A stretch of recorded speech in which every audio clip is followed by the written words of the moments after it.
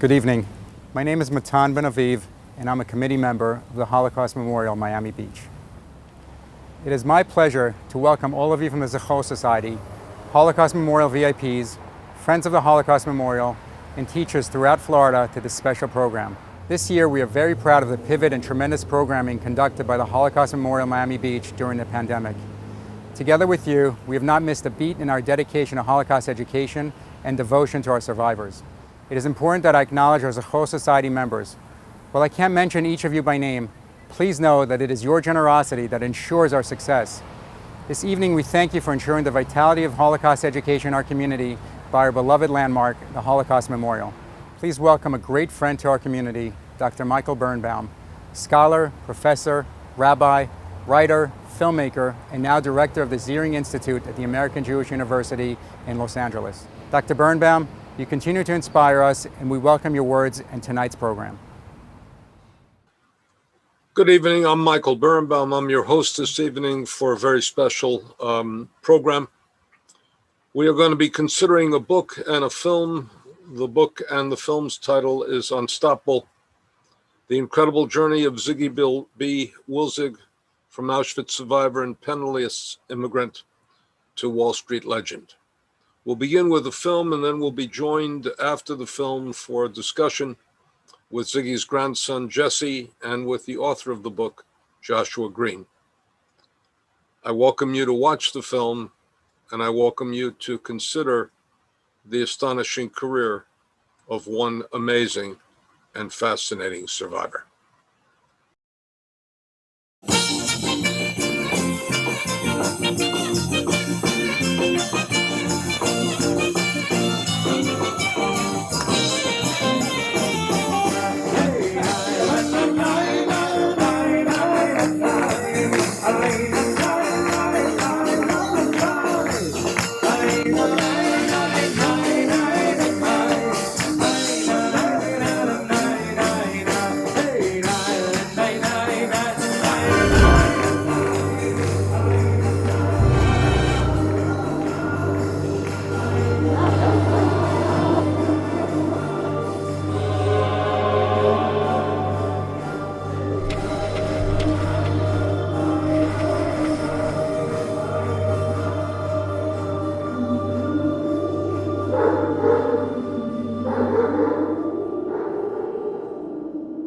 The longer I live, the more I remember. I'm trying to get away from the past, but it isn't possible. I am not liberated yet. I live in Auschwitz every day.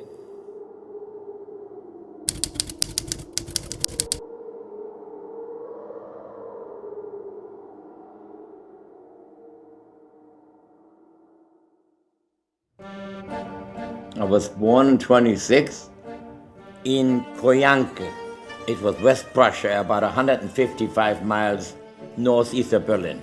4,500 people, and I would think there were about 1,500 Jews. My mother's name was Sophie, and my father's name was Isidore. My mother was an Orthodox woman. My father made a little living. He bought hides with 2 horses and a wagon. In 35, we left everything, and the next morning we were in Berlin. There was an immediate change when Hitler came to power. You had already the sons joining the Nazi party. Well, I was beaten up regularly.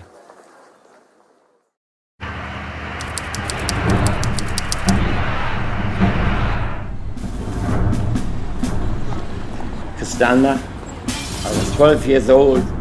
As a child, when you see synagogues burn, Jewish homes go up in flames, and the police not doing anything, it was like the end of the world.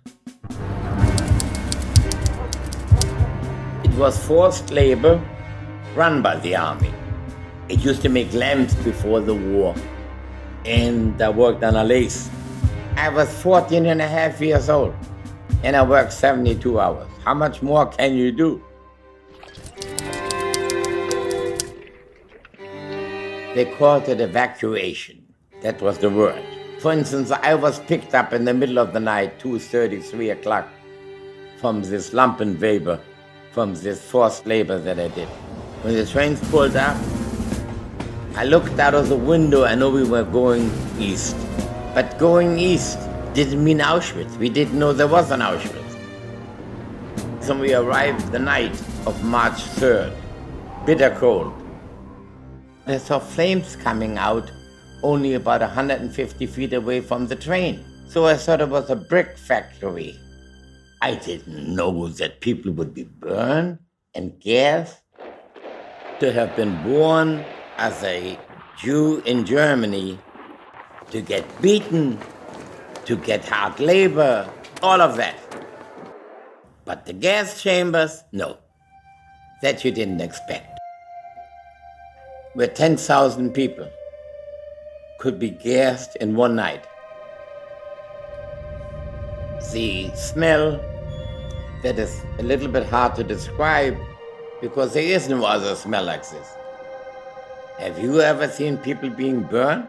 Have you ever smelled them? Neither did I. You see in my arm what the Nazis did. 104, 732. The little triangle, only for Jews. The selection was really a dastardly, terrible situation. My mother was immediately murdered in the gas chamber. My father was badly beaten. And my father died in front of me. The Auschwitz one was the main camp. The main camp are brick buildings, block by block. And 10 was the experimental, where the women went in and the women didn't come out. Please do not ask me what kind of experiment. I think the Germans had a word, unmenschlich, unhuman. How did I find a way to live? If you didn't find out what I found out, you would be dead. There was no other way. I looked for every opening that they could possibly use someone like me, and I overheard something about bricklayers. I became an instant bricklayer. I did it for about 6 months. They needed someone in the laundry.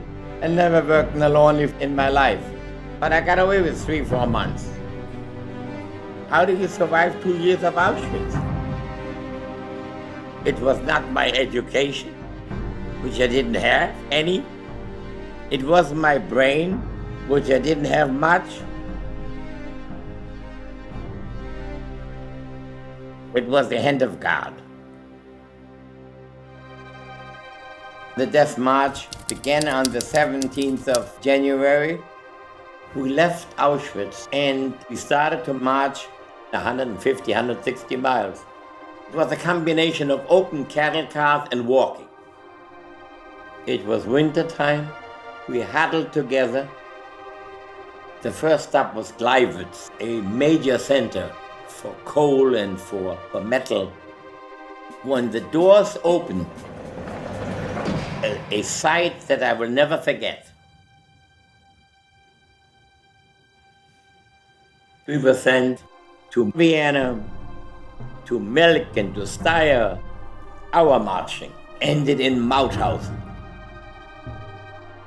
And when we were taken into the small shower room, we actually felt you would be gassed when you hear the clicking of the metal. That's something that stays with you forever.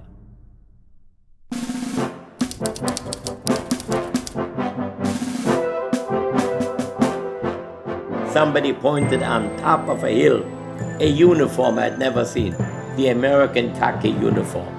They broke down the gates. That's where I was liberated. I had fever and sickness and everything else. I weighed 82 pounds.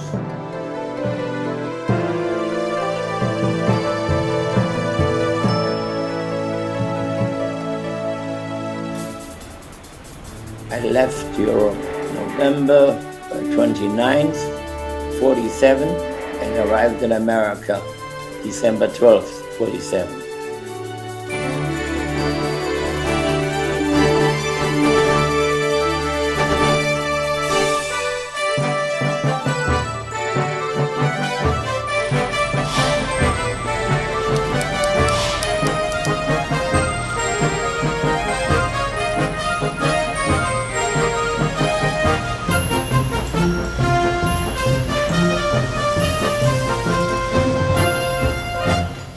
kind of work that I do first when I came to this country.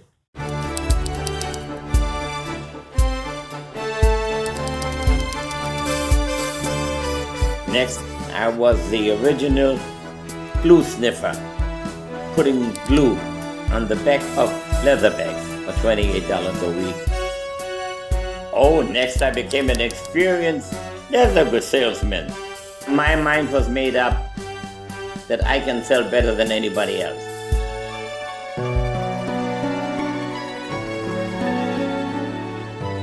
Naomi Sisselman. We got married March 1454 in the Little Hungary on Houston Street. The whole dinner was $12.95, including the plaster flower.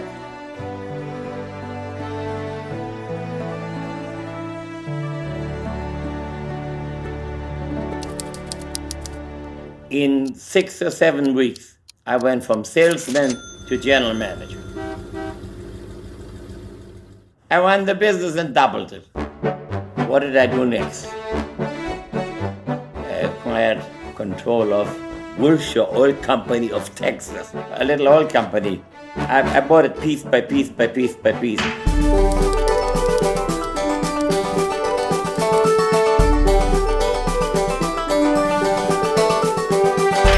The Rothschild and me went to the bank, the Trust Company of New Jersey, a 100-year-old institution. I was only the second Jew to become a president of a bank. The Jews were not bankers. Maybe there were a couple of savings and loans, but not of major size. Commercial banking particularly was a fiercely anti-Semitic business. They think because I'm a refugee and because I never went to school, I didn't even graduate public school, that how the hell do I become a president of a bank? I did it anyhow.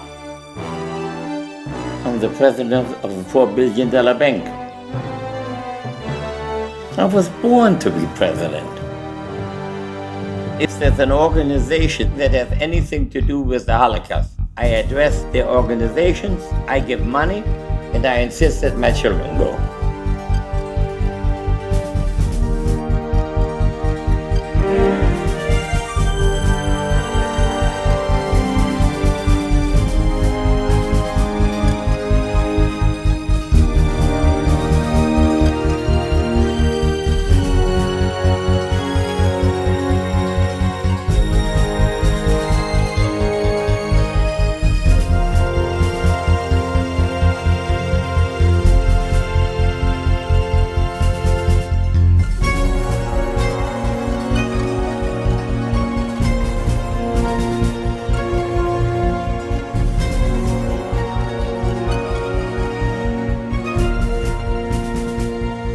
See, the people that speak about it, and we're not there, they have to take the best from books, from studying, from movies, from theater. But when you were there, at a young age, then it stays with you. When I see what I went through and hundreds of thousands of others that are not here to tell you, so I speak for them. I have that right. I have that obligation to speak for them because we're a dying breed and too many people are telling you there was no Holocaust. Never can anyone describe the scene. If you hear it 1,000 times, the chances are you are not capable of believing it. What kinds of nightmares do you have?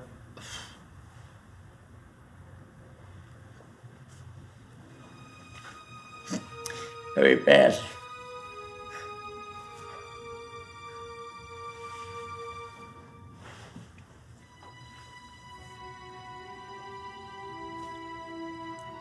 Can't even talk about. It's something that is there. You are in Auschwitz every day.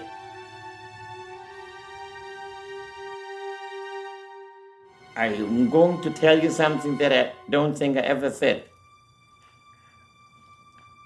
As terrible as it sounds, I don't think I could live without the nightmares.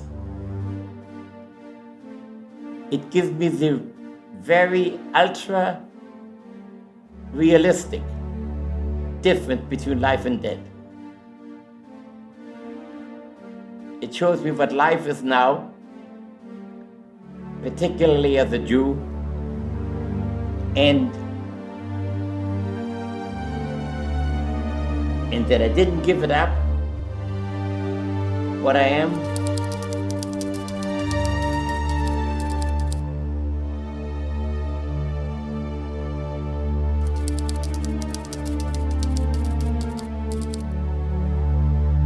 I wouldn't want to be anything else. If I would have to go through, God forbid, the same thing, I would go through the same thing as a Jew.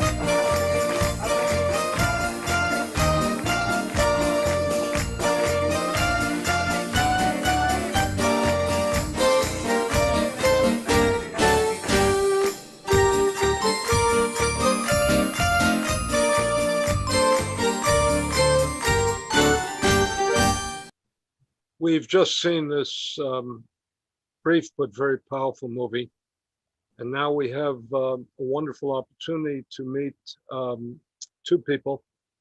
One is the creator of the movie and the author of the book, Unstoppable, the incredible journey of Siggi B. Wilzig from Auschwitz to Wall Street legend. And then we have the very special opportunity to meet with Siggi Wilzig's grandson, Jesse, who will join us in conversation. Joshua Greene is an author who, among his many books, has done a series of wonderful children's books that are for young middle school children, telling the story of the Holocaust, narrating the individual story of survivors. And he is the author of Unstoppable, which is this book about Siggi B. Wilzig and the journey that Siggi took. Josh, let's bring you into the conversation.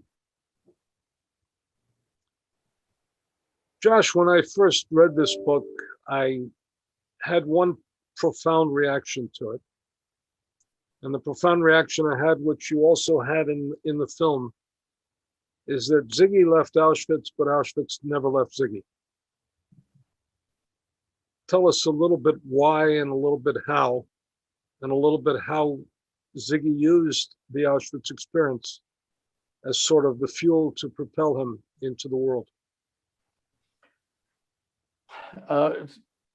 Those who lived through the Holocaust never get over it. In that sense, Siggi was not unusual. Where I think he distinguished himself in some regard was the way he managed his nightmares. He said that toward the end of the documentary that we've just seen, that he wouldn't give them up. because they give him this sense of the importance of being alive. I didn't want to do this book, Michael, frankly.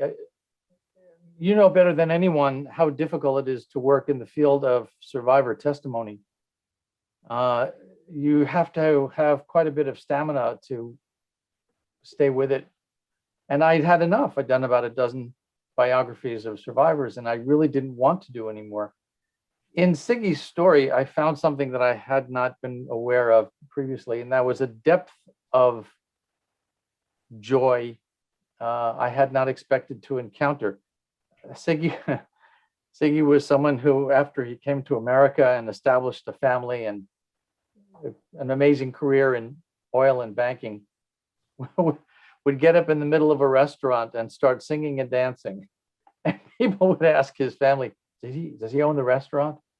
And they would say, no, he loves his life. He would sing. Well, I'll tell you, the dancing really, the passion with which he danced really communicated a vibrant love of life and intensity. And my own recollections of Siggi is that he did everything intense. I have to tell you, when I learned that you and I and Jesse were going to be together here for this program, I was very excited. Not just because you knew Siggi personally, but your perspective on witness testimony is a very privileged one, Michael. I mean, you were with the Washington Museum where you knew Siggi, and then with the Spielberg Shoah Foundation. And I hope you'll be an active participant in this discussion. I think if Siggi were here today, what he would want people attending this program to know is that you have every reason to not give in to despair. He had a plaque in marble over the mantelpiece in his office at Trust Company Bank in New Jersey. And the plaque read, men who forget their bitter past do not deserve a brighter future. He never wanted to forget the Holocaust. I think he was concerned that people were going to forget the Holocaust, which is why he dedicated himself to the cause of Holocaust remembrance. But neither did he allow those nightmares to define him. I think the operative word would be manage. He managed his nightmares somehow. And for me, that was a real revelation. I thought that was a story worth telling, how someone could do that. Take us through his post-Holocaust career, because this is really the stuff of legend, and you've captured it very nicely in the book. You certainly didn't have time to develop it except in fragments in the film. And that's not a criticism, it's just a statement of reality. Sure. Well, very briefly, Siggi Wilzig, born Siegbert Wilzig, 1926 in Krojanka, West Prussia, escaped the anti-Semitism of that village in Eastern Germany. In 1933, went with his family under cover of night to Berlin, where it was still possible for Jews to have a life and a career because the Olympics were coming up and the Germans had to be on good behavior. By 1941, 42, 43, that was over, and he was thrown into a forced labor munitions factory where he worked for 2 years under extreme conditions, 12, 15 hours a day, 7 days a week. And then finally, just shy of his 17th birthday in 1943, deported with the other Jews of Berlin and family members to Auschwitz. Survived 2 years in Auschwitz, the beatings and tortures and starvation that we read about. Survived 2 death marches from Auschwitz to Mauthausen, then Mauthausen to Steyr, and then back to Mauthausen where he was liberated. Let me just interrupt you for only 1 second. Our viewers have to understand what Death March was. Death March was what the Germans called the forced evacuation of Auschwitz. It was essentially walking in the depth of winter with only the clothing on your back, no provisions, no place to sleep, no place to take care of your bodily needs, and walking beyond exhaustion, beyond endurance. And if you paused, if you stopped, if you rested, you died. So this was a life and death struggle for the inner resources to be able to walk beyond exhaustion. A quick Siggi story from that death march. It was freezing cold and his shoes had deteriorated in the snow. And with the shoelaces broken, without shoes, he would get gangrene and frostbite, and his body had no resources to fight off that kind of condition. He would have died. So he, just to give you an idea of the kind of person he was, when the guards bedded everyone down for the night, he looked around and saw a small sapling. The only thing he brought with him from Auschwitz was a spoon with a bit of an edge that he sharpened on a stone. He went over to that sapling and cut off strips of bark, braided them into shoelaces, wrapped them around his shoes, and they held. And he tells that story to show how there's always a thread. If you look carefully and don't give in to the despair, there's a thread that you can find. He credited the Almighty. He was a very religious man. He said, how did I survive? It wasn't because I was brilliant. I didn't have a lot of brains. It's not because I had a lot of education. I barely finished elementary school.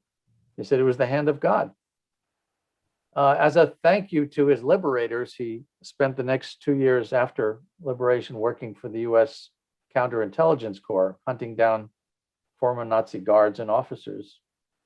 Came to America in 1947 with $240 that he had saved up. His first jobs in America were cleaning toilets in sweatshops.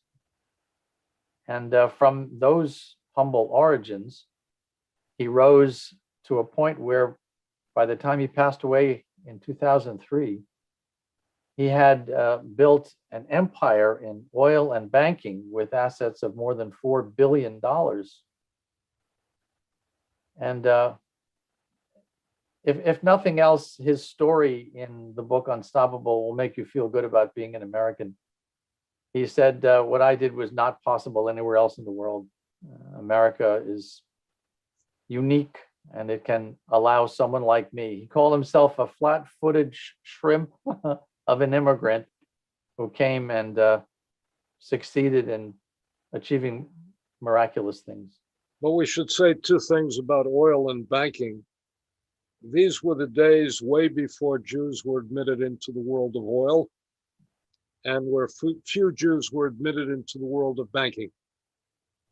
But Siggi, we shall put it politely, forced his way in and didn't step back. Tell us one moment before we bring Jesse in, tell us one moment about his encounter with the Texas oilmen who were trying to threaten him. Whenever Siggi walked into a business meeting, if he sensed that kind of anti-Semitic vibe in the room, he had a device. He would roll his sleeve up and show them the prisoner number tattooed on his arm. And then he'd shake a finger in their faces and saying, the last person to try to intimidate me was Hitler. He didn't succeed, and neither will you. Put on his jacket, turned around, walked out, and beat them at their own game. Got them to see that he had skills and he had a contribution to make, and he built these publicly traded corporations to the point where they were earning more than they ever had before. And I don't think money was the goal for him. Money was a means toward an end. The end was to build a platform of strength and authority from which he could address the Holocaust deniers, where he could support Holocaust memory, where he could endow educational programs. And where he could protect his family. Yeah, very much. And he also worked with an entire generation of survivors that really built New Jersey. One of the 100 or so interviews conducted for this book was with the Rabbi Heshi Hirth from Passaic, who described that he went to Siggi asking for a loan to build up the Jewish community there. And he said, we didn't have any collateral, we had no resources. But Siggi said, you're rebuilding the Jewish people. And he told his loan director, give him the money. So it was a risky loan, but Siggi had no problem providing the resources for rebuilding the Jewish people. Now, let's bring Jesse into the conversation. Jesse, tell me, how much of your grandfather's story did you know? I think I probably knew most of it. My grandfather started coming over to our house pretty consistently almost every Sunday since I can recall. And usually it consisted of three things. One was some sort of a box of chocolates. The second was a game of cards, usually gin.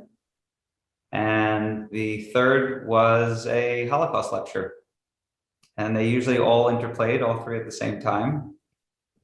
And so that was our understanding of our grandfather pretty much throughout our life was, you know, the Holocaust was intertwined into every conversation to the point where it was so infectious that most of my friends and family know I tend to now do the same. But I think the interesting thing to point out is that even if he was, I mean, to the extent that every time he shuffled the cards, he would oftentimes point to one of his, sort of like around his palm area, that he had arthritis, and would mention it had happened from the bitterness of the cold in the camps. But there wasn't a moment that he didn't talk about it, but at the same time, it was never depressing. And it's hard to describe that. I think Joshua tried to capture that in the book, and that's what you were mentioning as well, that as much as he constantly lived with the Holocaust, it was never, very rarely was there ever anything that was depressing, even though it was obviously such a depressing subject, and he went into quite a lot of gory details of everything that had transpired, but somehow the way he described it was still never, it was never depressing. My sense of it is that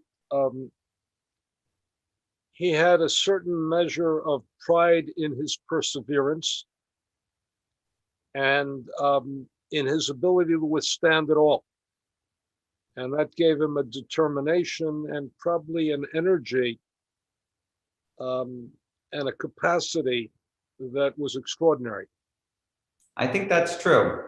But I think it's also interesting when you use the word pride. I think it's probably accurate, but interestingly, I would say that the pride was a pride for himself. I don't think that he went around looking for others to see that in him and to look up to him and say, I didn't sense it coming from a place of ego externally wanting to prove it to others as much as to prove it to himself and know that he had done that, and that gave him confidence to achieve whatever he set out towards. Well, I think we also, and we'll bring Joshua in on this, he also had to, after what he had been through, and after what he had persevered and accomplished in just mere survival, what he did in business was not deeply threatening, and he could handle all of the tensions of ordinary business life without it having, getting to him. It sort of was a little bit of child's play in comparison. Yeah, there's a lot of truth in that. Forbes magazine did a profile of Siggi, and they concluded their profile by saying that he was fearless in business and stood up to the Federal Reserve, the first person in US history to sue the Federal Reserve when the Fed tried to get him to divest of one of his two companies, either the oil company or the bank, arguing that it was a conflict of interest. And so he sued them. And Forbes said, after all, what's the Fed once you've stared down the Gestapo? He had seen the worst. He was facing death every day in the camps. And I don't think anything would have intimidated him after that.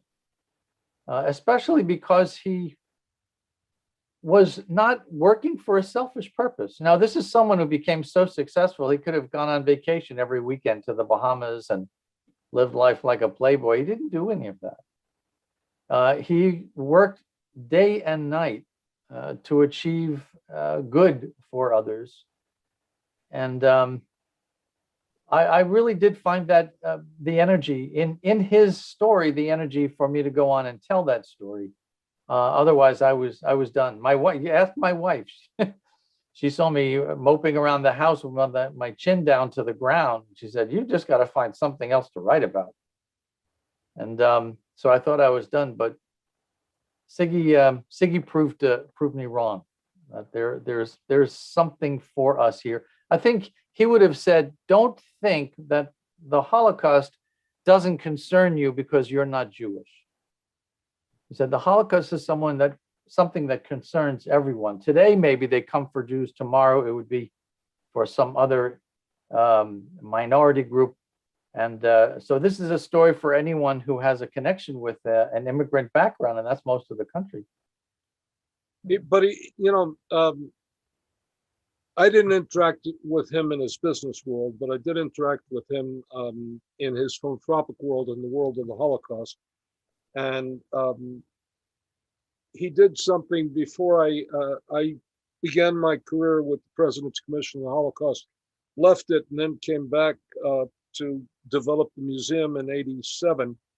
But what was extraordinary is that when the creation of the museum was floundering, because Elie Wiesel had magnificent skills, but one of them was not business, and he would have been the first one to admit that. Siggi Wilzig came in, he looked at the organization, he dissected the organization, he met with people, and he didn't only meet with leadership, he met with people on the ground, saw what they were doing, and came in with a plan to revamp and reshape the organization, that anybody who had an MBA from Wharton and an MBA from Harvard in terms of a business plan would have appreciated. And he did that quickly, he did that rapidly, he did that honorably, and he didn't give a bloody hoot who was going to stand in his way. He was going to tell it the way he saw it, and he brought a certain rationality and power to the organization. And observing it from afar, I wasn't there at that point, I said, now I understand why this man is successful. And I would imagine, Jesse, that you saw that in a different way in your life with him.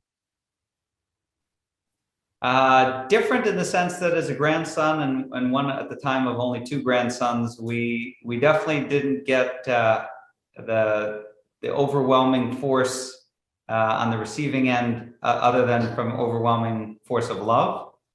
But I can easily say that even before this book, and certainly after the book has been written and we've been internally reflecting as a family so much more on so many of these elements, there's no question that his determination to accomplish whatever he set out to, with the knowledge that he would succeed in whatever he tried to do, I think was infectious, at least amongst family members, and certainly for myself. I know that in a very strange way to say it, even though I certainly had never, fortunately, had endured the Holocaust, in a strange way, because of the way he brought us up and the stories and everything that we learned from him, I almost have in myself a belief that I survived through him. And it's given me a level of confidence that anything is achievable, with a strange sense of confidence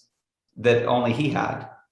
And let me ask you, what did you find most surprising in the book? After all, you knew him as a grandfather. You certainly had a sense of his dynamism as a human being. And you certainly had a sense that this was a man who had accomplished a hell of a lot in the world of business and in the world of philanthropy. Go back to the book and tell me what you found most surprising in the book. That's a good question. I would say, I don't know if the answer is is entertaining. I, to be honest, didn't find anything that was shocking to me. It was more a matter of filling in. I didn't ask for shocking. I asked for surprising. You know. Well, yeah, I didn't. To be honest, What little tidbit did you learn about your grandfather that you know you'll cherish in a particular way and appreciate in a particular way?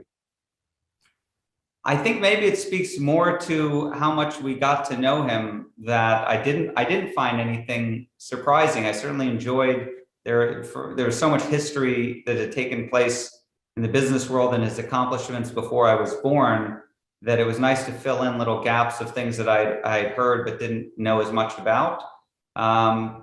But the same way that my grandfather loved to read and learn about everything, he passed that along through the generations as well. And so way before the book had been written, I had read every word of every transcript. I'd watched every minute of every video that he had spoken of. Again, this wouldn't be surprising if you knew my grandfather and the impact he had on me, but anyone who knows me knows that if I find myself on any trip, whether it's for leisure or business, anywhere in Europe, strangely, I just have a stop to make in some Holocaust concentration camp or otherwise wherever I go. So we really probably were filled in on every detail of his life. But I think the nice part of the book was that in a strange way, it's brought a new element of his life within the family. There's no question that he's had a remarkable impact on all of us, and that we cherish the memories and share them as a family, you know, throughout each year. But having the book being written has brought discussions, and even you know, I've seen discussions that have come about and memories jogged on details and information that I'd either never heard about or certainly would have never been brought up had it not been for the book. Now let me turn it around to Joshua. What did you find most surprising in all of your research about this man? I did not expect to find in Siggi someone with such a heightened sense of poetry. You must talk about that, because knowing him as I knew him, that's not a side of him I understood. Yeah, the side that most people talked about and remembered and wanted to describe was this volcanic person who would, one person said he would suck the air out of a room. You know, he was just so dynamic, and his stories were so overwhelming, and his command of his subject was so complete. But this was also someone who would find a metaphor. For example, he said in more than one of his public lectures that God may have created snakes and spiders by way of saying that there is evil in the world.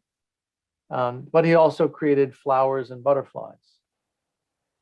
Or the one place that he favored most in the country to go and just spend time on his own was the sculpted flower gardens at the Biltmore Hotel in Phoenix, Arizona. There's 39 acres of extraordinarily beautiful manicured lawns and flower gardens there. And he said he'd seen such ugliness and horror in the camps that it took something overwhelmingly beautiful like these flower gardens to relieve him from the stresses of his life.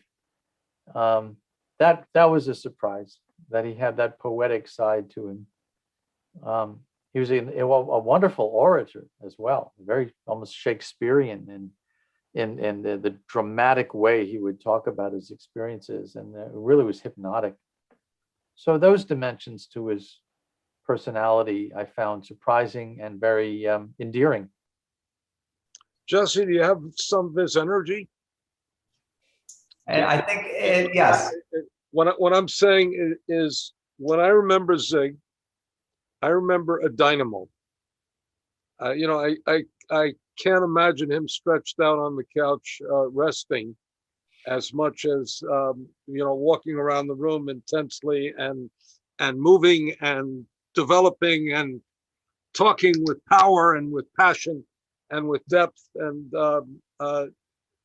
I'm intrigued with what Joshua just said about walking the gardens of the Biltmore, because I saw him as having eruptive energy, coming forth. It's actually a very funny reflection between those two, because yes, the general idea of him was that he had this overwhelming force, and certainly I believe I have that within me as well. But I'm also the type to take in the flower gardens and the beauties of life. Yeah. And what would you say is your it's difficult to say, but going to push you anyhow. You shouldn't get away with it with an easy ride on the interview. What do you think the 2 or 3 things that you regard as most important of the legacy you received from your grandfather? Well, certainly the most obvious one was the importance of Holocaust education. That almost might be first, second, and third, but all encompassing, not just for the sake of education, but probably the overwhelming importance above that, that's just couched within the Holocaust education, is the importance of rebuilding and establishing a fruitful Jewish nation. And so from the Holocaust education perspective, I got involved at my university. I became the chair of the Holocaust Education Committee. I've been involved with the major Holocaust museums. I've found my way into being involved in all sorts of Holocaust education and remembrance. And I probably believe that I was passed to my grandfather at my bris by Elie Wiesel after I'd been passed along from, I believe it was 10 other Holocaust survivors. So for me, it started at birth, and that was, if you know my grandfather, that's that was how he wanted it to be. And absolutely, there's no question that he wanted to shape you that way. And I think on top of that, the part that I appreciated as a grandson, but I didn't really appreciate as much as the community builder. It was shocking, I think, not only to me, but even to my family members, that at the Shiva and at subsequent events many years thereafter, coming into contact with people who had lived in mostly, for example, Passaic, which is where he lived in Clifton. And Passaic has a large Jewish community and had been, barely had much of an existence in terms of the yeshivas and things before he was there. The amount of individuals and rabbis and organizations that all came up and had a story of how he helped them build their organization or their community was quite astounding. So certainly I knew him as the loving grandfather and as the one who taught us all of the Holocaust stories and who taught us about business, and we knew his business career, but he actually was very silent almost, I think, certainly to me, and I think even to a lot of our family members, in terms of the amount of involvement that he had in every organization's success. And Joshua, what do you think he would have to say to the generation younger than Jesse, the new generation today? I think Jesse hit the nail on the head. Study the Holocaust, study the Holocaust, study the Holocaust. Study it in high school, study it in college, study it every minute you can, and never stop studying it. Because if we forget the Holocaust, we open the door to all the kinds of cruelty and bitterness and racism and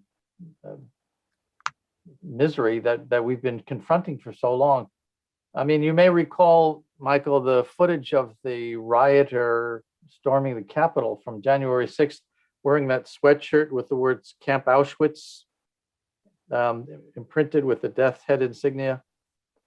Racism and anti-Semitism are at the heart of the hostilities that we've been confronting here for so long. And unfortunately, as you know better than anyone, we are approaching a time when the Holocaust risks becoming another artifact of ancient history, like so many failed revolutions or ancient empires, and that will be tragic. So to keep the memory alive, something was exposed during those years, some dark part of human nature that we're still struggling to understand. And it's critical that we continue trying to understand it. Now, there are people who might say, well, I've had enough of the Holocaust. We've learned as much as we need. And well, that's their prerogative. But I think if we want to understand anything about ourselves, about our relationship with the world around us, you cannot avoid studying the details of the Holocaust.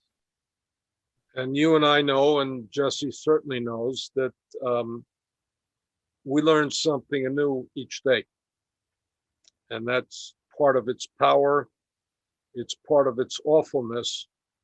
And sometimes it's also part of its majesty, because we learn about evil, but we also learn about the good that came out of, that lived in the presence of evil. And I think that one of the powers of Siggi is that he would not have allowed despair the final word. He would allow defiance and resilience and passion and compassion to be the great manifestation of all of this. Well, I think this has been a wonderful conversation. I want to go back and again to recommend Joshua Greene's very important book called Unstoppable, the incredible career of Siggi B. Wilzig, his journey from Auschwitz to a Wall Street legend. It tells us an awful lot about one incredibly dynamic man. It tells us an awful lot about the world in which he lived, the hurdles that he overcame, and the way in which he conducted his life. And Jesse, you have been the beneficiary of that, and you are the heir of that. And we'd have to say that his fondest wish would be for you to be the worthy heir of that. And from what I know, you've distinguished yourself that way. Let me thank you on behalf of the Holocaust Memorial in Miami Beach. Let me also thank the Zachor Society, which brought this event to you. Let me express gratitude for the movie that you made and the book that you've written. I've read it and I've seen the movie, and my highest compliment can be that you've done the man justice. And I know better than most people that was not an easy job, and that was your responsibility. You lived up to it. Thank you, Joshua. Thank you, Jesse. Goodbye. Thank you, Michael. Pleasure. Thank you.